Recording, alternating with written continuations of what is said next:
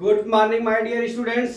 आज मैं आपको क्लास 12 मैथ का साइंस का लेसन 3.1 मैट्रिक्स का क्वेश्चन और 5 एग्जांपल का लेके आया हूं। इसमें क्या दिया है, find the values of the A B C and D form the following equation. ये अपना जो है एक मैट्रिक्स एक दिया है बराबर दूसरा मैट्रिक्स दिया है, इनके एलिमेंट्स दिए हुए हैं। अब इन एलिमेंट्स का हमको क्या करना है, इसको सॉल्यूशन निकाल के ए बी सी डी का मान निकालना है। ठीक है, तो सबसे पहले मैं क्या करता हूं, आपको पहले मैं आपका इक्वेशन बनाता हूं, फिर इसके बाद जो है उसका सॉल्यूशन निकालता हूं ए और बी का मान। ठीक है, अभी हम चलते हैं। अब देख लीजिए, हमने आपको बताया है कि ए एलिमेंट्स बराबर ए होगा, ए इक्वेशन बराबर ए एलिमेंट्स होगा, ए इक्वेशन बराबर ए एलिमेंट्स होगा, ए इक्वेशन बराबर ए एलिमेंट्स होगा। ठीक है, तो अब हम यहां पे लिख लेते हैं 2a plus B is equal to कितना हो जाएगा हमारा 4 हो जाएगा। क्या हो जाएगा हमारा 4, ये हमारा पहला इक्वेशन हो जाएगा। दूसरा इक्वेशन में क्या हो जाएगा, a minus 2b is equal to -3, ये हमारा सेकेंड इक्वेशन हो गया। अब हमारा थर्ड क्या हो जाएगा, 5c minus D is equal to 11, ये हमारा हो गया थर्ड इक्वेशन। अब यहाँ पे कितना हो जाएगा, 4c plus 3d is equal to कितना हो गया 24, ये हो गया हमारा चौथा इक्वेशन। ठीक है, अब ये चार इक्वेशन में आप देख लीजिए, ये दो इक्वेशन में ए बी है और ये दो इक्वेशन में सी और डी है। अब इस इक्वेशन को हम क्या करते हैं, इसको सॉल्यूशन करते हैं दो को लेके, यहां से ए और बी का मान निकालते हैं, यहां से सी और डी का निकालते हैं। तो यहां लिखते हैं इक्वेशन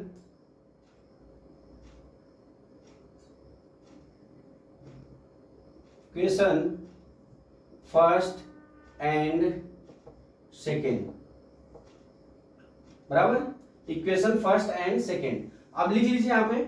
अब यहां पे एक चीज देख लीजिए, अब यहां पे हम क्या करते हैं, यहां पे लिख लेते हैं 2a plus B is equal to 4, दूसरा है a minus 2b is equal to -3। अब दो इक्वेशन से हमको क्या हल करना है, कि हमको ये हल करना है a और b का मान। ठीक है, तो सपोज दैट यहां पे 2b है, यहां पे क्या है b है। तो अब हम अगर समीकरण 1 में जो हमारा इक्वेशन 1 है उसमें 2 का मल्टीप्लाई कर देंगे, तो ये 2b प्लस है, ये माइनस है, तो ये क्या हो जाएगा, कट जाएगा। ठीक है, तो हम करते हैं इक्वेशन फर्स्ट मल्टीप्लाई बाई 2 कर लीजिए, 4a प्लस कितना हो जाएगा 2b इज इक्वल टू 8 हो जाएगा। अब यहां पे कितना हो जाएगा, a माइनस 2b बराबर कितना हो जाएगा -3। ठीक है, हो गया। अब यहां पे क्या करिए, यहां से कर लीजिए, यहां पे देखिए कितना हो जाएगा, ये हो गया। अब यहां पे कितना हो गया, 4a 5a बराबर कितना हो गया, अब यहां पे माइनस घट जाएगा तो यहां पे प्लस ज्यादा है, तो ये हो गया। अब यहां पे देख लीजिए 5a इज इक्वल टू कितना है 5 है, तो a इज इक्वल टू कितना होगा 5 divide by 5 is equal to कितना हो जाएगा 1, a इज इक्वल टू कितना हो गया 1, ये हमारा पहला answer, a is equal to 1। ठीक, अब हमको यहां से b का मान निकालना है। ठीक है, तो हम क्या करते हैं, b का मान निकालने के लिए हम इक्वेशन सेकंड में यहां लिखिए इक्वेशन सेकंड बराबर। अब यहां पे equation second form equation second से, तो इसमें क्या हो जाएगा, यहां पे जो हमारा सेकंड इक्वेशन है a minus 2b is equal to -3 दिया है। अब यहां पे a का मान रिप्लेस कर लीजिए, a का मान कितना है 1 है, तो यहां पे लिखेंगे सेकंड में a बराबर 1 रिप्लेस करने पर। ठीक है, वो a बराबर 1 रिप्लेस करने पर बराबर। अब हम क्या करेंगे, 1 minus 2b is equal to -3। अब यहां पे -2b है। ठीक है, अब यहां पे -2b, यहां पे -3 है। अब ये 1 है, उस तरफ जाएगा तो क्या हो जाएगा, वो भी माइनस हो जाएगा, -3 -1 हो जाएगा। -2b इज इक्वल टू -4 के, अब b is equal to -4 divide by -2, 2 दूना 4, कितना हो गया b बराबर 2, ये हमारा आंसर हो गया। ठीक है, b बराबर 2, ये हमारा आंसर हो गया। ठीक है, हमने कुछ भी नहीं किया दोस्त, हमने क्या किया, पहले पहले राउंड में हमने 2 इक्वेशन बनाया, 4 इक्वेशन बनाया, और पहले और दूसरे इक्वेशन को हमने सॉल्यूशन निकालने के लिए हमने क्या किया, समीकरण 1 में मल्टीप्लाई बाई 2 किया, और मल्टीप्लाई 2 करके और सेकेंड समीकरण से उसका जो हमने क्या किया, प्लस कर लिया। तो प्लस करने के बाद हमारा a का मान 1 आ गया, और b का मान हम इस a का मान को हम समीकरण 2 में इक्वेशन 2 में हम रिप्लेस कर दिए, और रिप्लेस करने के बाद हमारा b का मान याद हो गया। तो दोस्तों मैं आशा करता हूं कि ये पार्ट आपको समझ में आ गया। तो मैं यहां लिख लेता हूं, हमारा आंसर कितना आ गया, a बराबर 1। यहां पे लिख लेता हूं क्वेश्चन एग्जाम, a बराबर 1 और b बराबर कितना आ गया, हमारा 2 आ गया।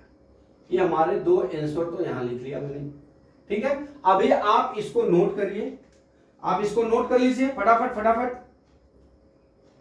हो गया नोट। अब इसको नोट करने के बाद मैं अभी समीकरण हमारा इक्वेशन 3rd और 4th को हमको सोल्यूशन निकालना है, ठीक है। उससे सी और डी का मान निकलेगा, ठीक है। अब हम चलते हैं, इसको मिटा देते हैं।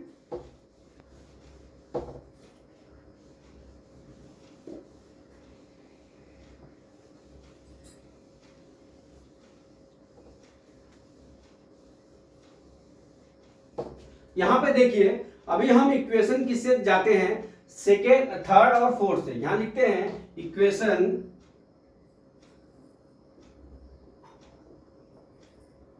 थर्ड एंड फोर्थ, ठीक है, लिख लीजिए 5c minus D is equal to 11, ठीक है, और 4c plus 3d is equal to कितना है, 24 है। ये थर्ड इक्वेशन हो गया हमारा, ये फोर्थ इक्वेशन हो गया। अब देख लीजिए, यहाँ पे 3d है, यहाँ पे क्या है, d है। अगर हम इक्वेशन 3 में हम मल्टीप्लाई 3 कर दें तो इसके बराबर है, फिर जोड़ेंगे तो एक कट जाएगा, वहां से c का मान हमको ज्ञात हो जाएगा। करते हैं इक्वेशन थर्ड इंटू कितना कर लेते हैं, 3 कर लेते हैं। अब यहाँ पे 3 करिए तो यहाँ कितना हो जाएगा, 3 पचे 15c minus 3d is equal to 33, ठीक है। अब इस इक्वेशन से हमको क्या करना है, ये मान लेते हैं इक्वेशन नंबर हमारा फिफ्थ आ गया, ठीक है। अब इस इक्वेशन को फोर्थ और फिफ्थ को क्या कर देते हैं, हम प्लस कर लेते हैं। यहां लिखते हैं फ्रॉम इक्वेशन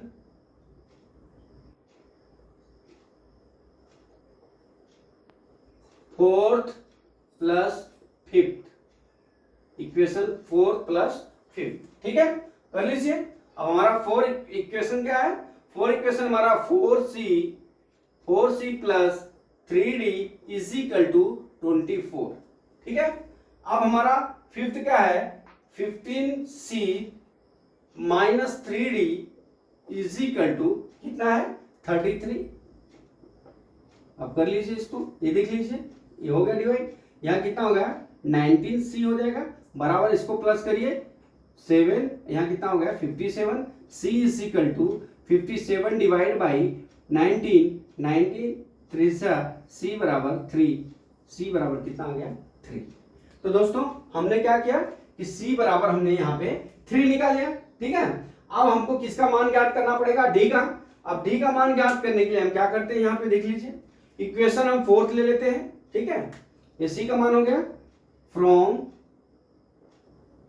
इक्वेशन कौन सा, fourth replace c is equal to 3, ठीक है। अब हम जब हमारा फोर इक्वेशन कौन सा है, ये है, कौन सा, ये है 4c plus 3d is equal to 24 है।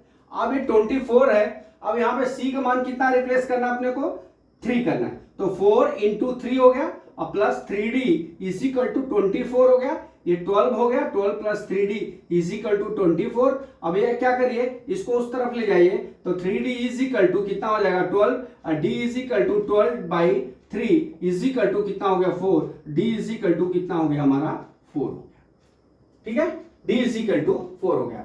तो माय डियर स्टूडेंट्स, इसमें कुछ करना नहीं था, खाली 4 इक्वेशन को हमको बनाना है। तो यहाँ पे 2a प्लस बी बराबर 4 कर लिया, a माइनस 2b बराबर -3 कर लिया, और 5c माइनस d बराबर 11 हो गया, 4c प्लस 3d बराबर 24 हो गया। ये हमारा फोर्थ समीकरण बन जाएगा। यहां तक जब ये फोर्थ समीकरण बन जाएंगे तो अब हमको यहां क्या करना है, यहां से देखना है कि अपने को जो है a और b का मान कैसे ज्ञात होगा। तो a और b का मान ज्ञात करने के लिए हमको इक्वेशन फर्स्ट और सेकेंड को सॉल्यूशन निकालना पड़ेगा। तो आपने पिछले कक्षा में पढ़ा होगा समीकरण को सॉल्यूशन करने के लिए इक्वेशन को, हम इस इक्वेशन को सॉल्यूशन करके a और b का मान निकाल दिया, जहां पे a बराबर 1 और b बराबर 2 आया है। ठीक है, अब उसी तरह से इक्वेशन सेकेंड और फोर्थ को जब हम सॉल्यूशन करेंगे, इसको भी हम जोड़ प्लस कर लेंगे। तो हम क्या करते हैं, यहां पे इसको इक्वल करने के लिए 3d को, यहां पे 3d है, यहां पे -d है, इक्वल करने के लिए समीकरण थर्ड में हम क्या करते हैं, 3 का मल्टीप्लाई कर लेते हैं। यहाँ पे जो हमारा इक्वेशन थर्ड है इसमें 3 का मल्टीप्लाई कर लेते हैं। जब ये 3 का मल्टीप्लाई कर लेते हैं तो हमारा ये इक्वेशन बन जाता है, और तो हमारा क्या हो जाएगा, फोर्थ और फिफ्थ इक्वेशन से हमारा सी का मान निकल जाएगा।